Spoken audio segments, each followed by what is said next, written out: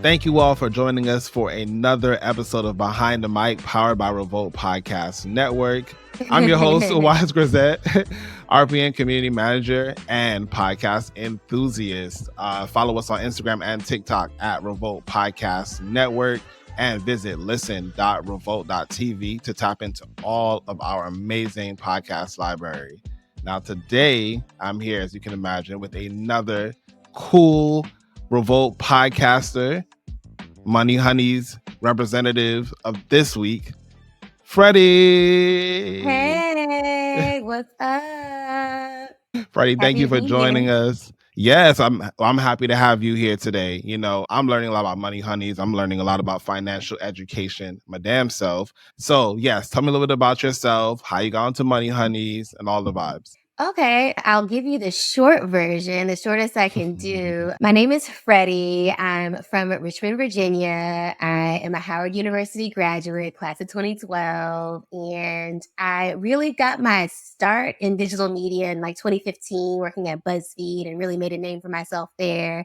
And as you can imagine, you know, as you really start getting into the working world and you start learning about your 401k, and then I started doing brand deals and things like that, and really needed to figure out how to manage my money. I had a huge goal of buying a house and being a homeowner in Los Angeles. So I really buckled down to figure out the best way to manage my money and to basically figuring out how to make that dream come true, which I did. I bought a home in 2021. And around that time is when, thank you. Yeah. And around that time is when we started our podcast, Money Honeys. And I co-host that show with two of my former cast members from BuzzFeed, Chantel and Devin. So it's kind of a nice through line, full circle moment.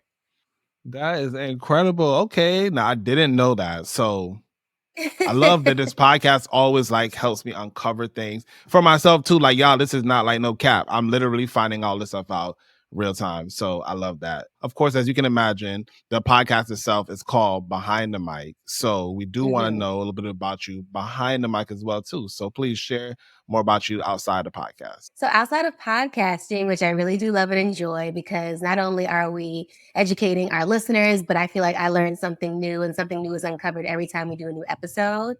So outside of podcasting, I am a DJ. My DJ name is MiniSkrrt, like SKRRT skirt.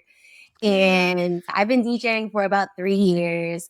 It's been one of the funnest passions that I just like accidentally uncovered. It is something that brings me so much joy. I love music. I love like R&B. I love world music. I love house music. I have a very wide range. I would consider myself a pretty open format DJ. And aside from that, I mean, as you can probably guess from my DJ name, I'm really passionate about fashion and styling. And one of my biggest goals and dreams is to do a lot of work with fashion designers in the music space, DJing for their shows, DJing for Fashion Week after parties, things like that. I have a very robust MiniSkrrt collection. So that's how I got my DJ name. That's fire. It all puts it together. And I do love the skirt. Right, that's fine. So what's something about your background or upbringing that you would say has shaped your values? Well, I have two things. So I mentioned that I am a graduate of Howard University. I'm like third generation. Pretty much my mom went there. My grandfather went there. My uncle went there. And so it was pretty much written in the stars that I would not only go to an HBCU, but that Howard was going to be the HBCU that I was going to attend.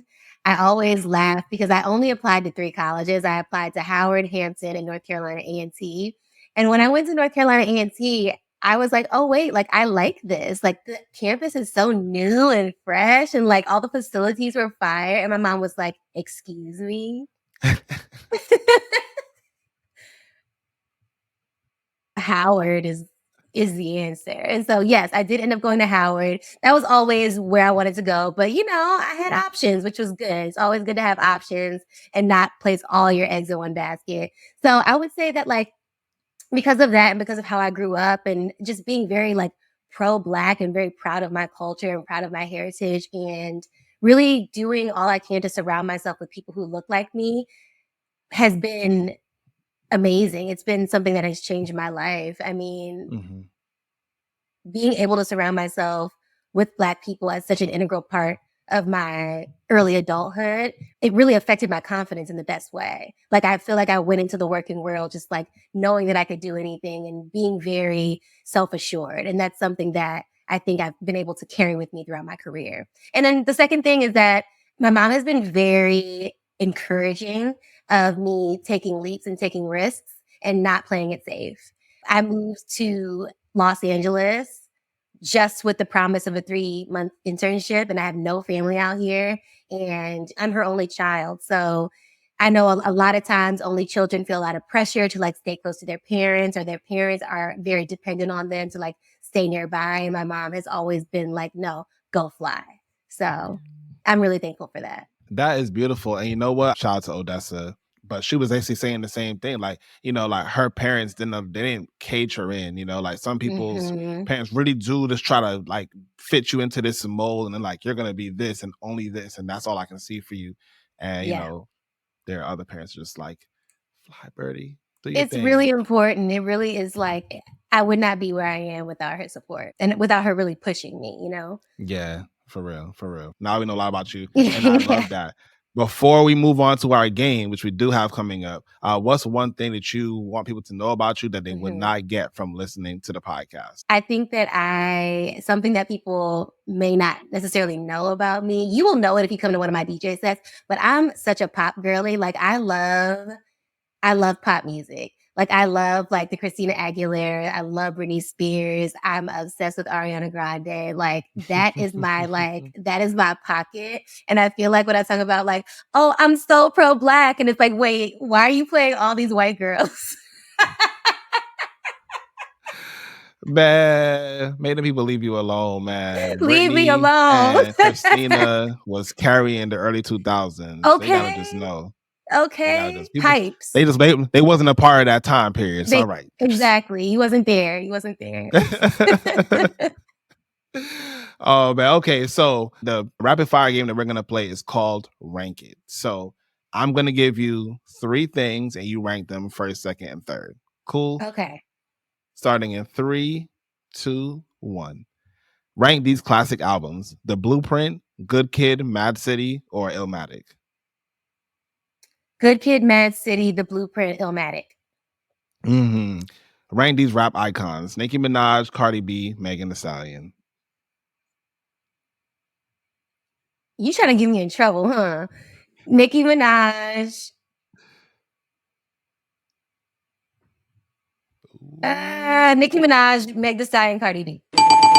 Yeah, we are done. Well, that had you up in the arms. Whoa. I know. That was hard. I try. I knew you was into music. I said, okay, let me make sure I have a couple of them, you know. Well, Freddie, this was very fun. Please tell everyone where they can find you on socials. Thank you so much for having me, Wise. You can find me on Instagram at Freddie, just Freddie, FREDDIE. And you can find me on TikTok at DJ MiniSkrrt, DJ MiniSkrrt.